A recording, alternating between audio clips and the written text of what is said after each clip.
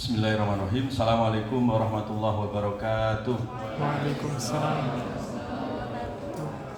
Mudah-mudahan yang jawab salamnya Kaprodi cepat lulus,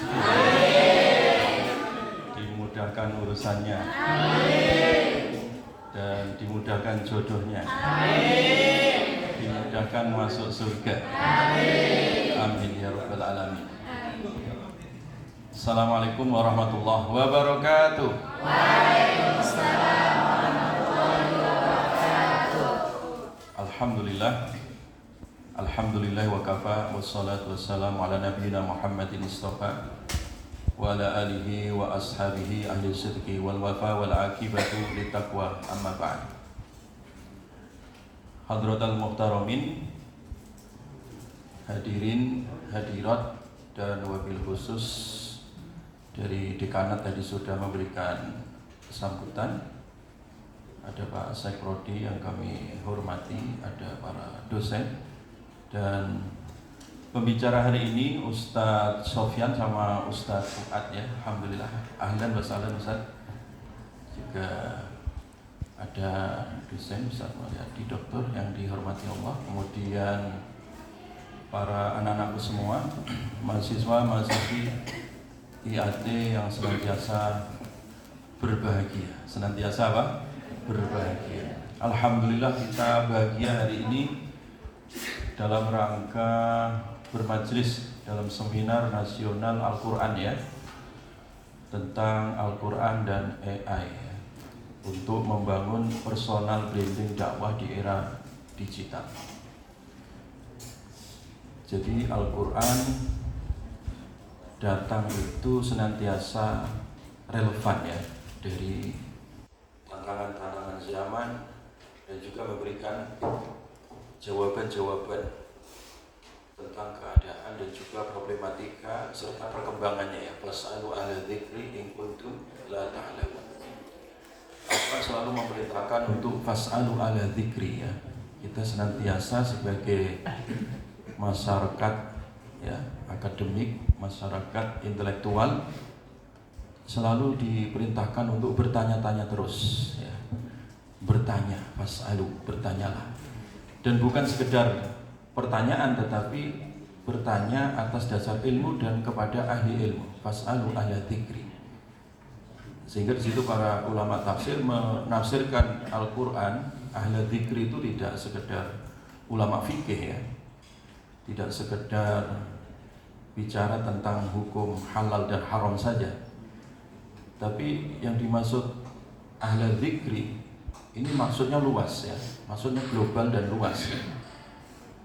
Termasuk ketika kita dihadapkan dengan perkembangan zaman, kita juga harus bertanya tentang kemajuan teknologi ini kepada ahlinya, kepada praktisinya. Ini juga masuk dalam kategori ahla dzikri. Dan insya Allah nanti dalam seminar ini akan dibahas tuntas bagaimana pemanfaatan AI ini atau al-dzaka as-sinai. Jadi dengan perkembangan al-dzaka as-sinai ini sebenarnya sangat membantu sekali. Kalau dulu para akademisi di zaman-zaman tradisional ketika dia ingin mendatangkan atau mencari referensi, dia harus naik turun tangga di perpustakaan. Tetapi hari ini dengan teknologi kecerdasan buatan ini, hanya hitungan detik, celing gitu ya, itu referensi muncul semua ya. Kalian bisa tanya apa saja, kalian bisa mereferensi apa saja. Bahkan tidak hanya masalah tafsir digital yang berbasis AI sekarang yang begitu canggih, kalian tanya tentang jurnal-jurnal terkait dengan ilmu Al-Quran dan tafsir, sekarang sudah amat sangat canggih. Jadi sudah tidak zamannya kalian hanya sekedar sarungan di perpustakaan, tidak ya, naik turun tangga, tidak. Sekarang masanya adalah masa global, harus melek media, melek teknologi. Makanya dalam Al-Quran itu ada surat teknologi ya, yaitu surat apa? Al-Hadid. Surat bicara tentang teknologi ya. laqad arsalna rusulana bil bayyinat wa anzalna ma'ahumul kitab. Ya kan. Jadi ketika Allah mengutus para nabi ini dibekali dengan kitab sebagai bayyinat. Demikian juga al-mizan sebagai keadilan.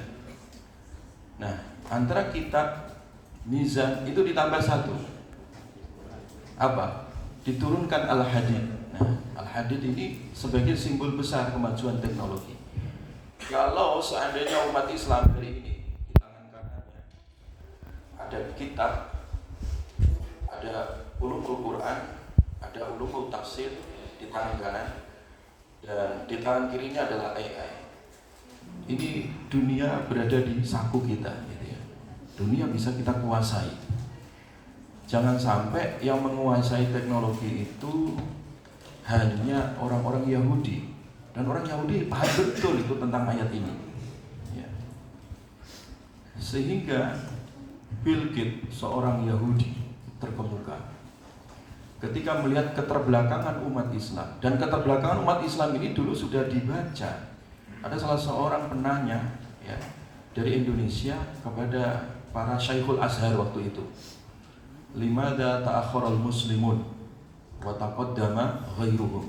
Limadha ta'akharal muslimun, kenapa umat Islam itu terbelakang sementara umat lain maju?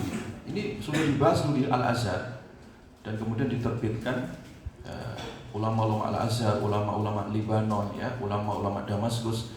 Kemudian terbitlah satu buku, judulnya sama persis pertanyaannya, limadha ta'akharal muslimun wa taqaddama ghairuhum. Itu yang ditulis oleh Profesor Syakib Arslan ya. Itu bukunya ada, kalian bisa download di internet, ada buku itu ya. Dan ternyata buku ini kemudian menjadi muqarrar ya. Ketika dulu Ustadz belajar di Rabithah Alam Islami Mekah, itu buku ini menjadi materi wajib 2 SKS itu ya, bisa dikaji oleh mahasiswa ya. Kenapa? Ini pemikiran penting supaya umat Islam tidak tertinggal. Nah, ketertinggalan itu ternyata dilirik dan diintip oleh Bill Gates waktu itu. Sehingga Bill Gates itu salah satu cara untuk menjajah umat Islam itu dia punya program namanya Every Home One Microsoft ya. Jadi setiap rumah itu nanti harus dijajah dengan Microsoft ya, dengan teknologi. Nah sekarang siapa yang tidak mengenal Microsoft? Siapa yang, jangkauan mana yang tidak terjangkau oleh Microsoft? Iya kan? Semua ada, sampai di pedalaman Papua. Orang semua pakai komputer, pakai HP dan seterusnya. Nah ini artinya apa? Kita harus melek sebagai akademisi, dan lebih-lebih ini AI dan teknologi digital ini sangat penting. Jangan yang muncul ke permukaan Coki Pardede yang ateis. Harusnya kalian gitu muncul di permukaan. Jadi dai-dai apa namanya Gen Z atau dai-dai apa? Kalian generasi apa ini? Gen Z. Yang intelektual gitu. Jangan yang generasi muncul di media sosial itu yang makan bakso 1 ember gitu, nggak usah mau bangga gitu. Harusnya yang muncul itu anak IAT, FAI, UIK, nah gitu, yang muncul di TikTok, yang muncul di Instagram, yang muncul di Facebook, yang muncul di dunia digital itu hendaknya kalian. Karena kalau bukan kalian, ya mereka. Lah mereka pasti yang dimunculkan prank, ya orang ngeprank, orang makan-makan, orang joget-joget yang nggak jelas itu, ya. Jadi racun. Jadi sampah media sosial itu. Nah oleh karena itu Qurankan dan tafsirkan media sosial ini, dan kalian sebagai aktivisnya, kalian sebagai sosok yang harus muncul ke permukaan. Jangan sok tawaduk, nggak mau muncul gitu ya, mengumpet. Itu kalau kalian ngumpet, yang muncul mereka. Inilah yang dulu dikritik oleh Ibnu Mas'ud ketika di Baghdad, di Irak itu banyak orang